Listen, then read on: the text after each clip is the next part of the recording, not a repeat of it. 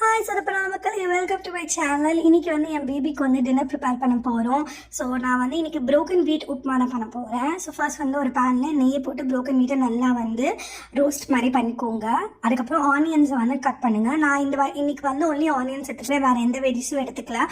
நீங்கள் any veggies எடுத்துக்கலாம். அப்புறம் பேனில் கொஞ்சம் நீங்கள் நெய்யை போட்டுட்டு சீரகம், கடுகு, அதுக்கப்புறம் வந்து கொஞ்சம் அசஃபட்டீரா, அதுக்கப்புறம் கருவேப்பிலை இதெல்லாம் போட்டுட்டு உளுந்து இதெல்லாம் போட்டுட்டு நல்லா வந்து அதை இது பண்ணிக்கோங்க. தாளிப்புக்கு பண்ணுவீங்களா அந்த மாதிரி பண்ணிக்கோங்க.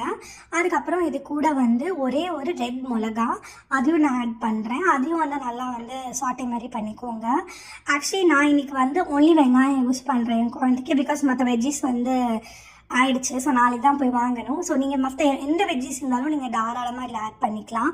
இப்போ வந்து இந்த ஆனியன்ஸை நான் போட்டுட்டு அது நல்லா வந்து சாட்டே பண்ணிக்கிறேன். Make sure onions are well done. பச்சையாக இருந்ததுன்னா குழந்தைக்கு ஒத்துக்காது.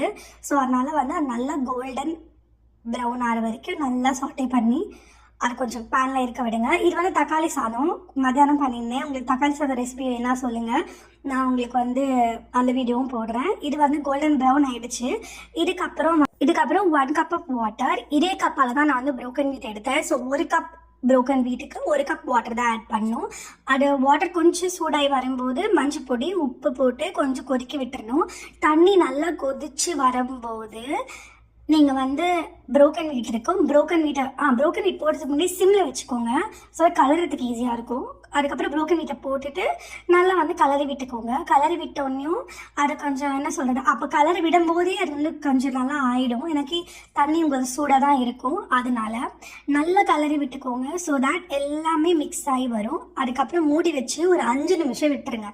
5 நிமிஷம் விட்டுட்டுக்கப்புறம் இப்போ ஓப்பன் பண்ணி பார்த்தீங்கன்னா ஒரு நல்லா ஆய் வந்திருக்கு. ஆனால் கொஞ்சோண்டு it is left over, like கொஞ்சம் எனக்கு இன்னும் கொஞ்சம் ஆகணும், எனக்கு பேபி கொடுக்கறதுனால. ஸோ நான் என்ன பண்ணேன்னா சூடு வாட்டர் நல்லா சூடு பண்ணிக்கோங்க.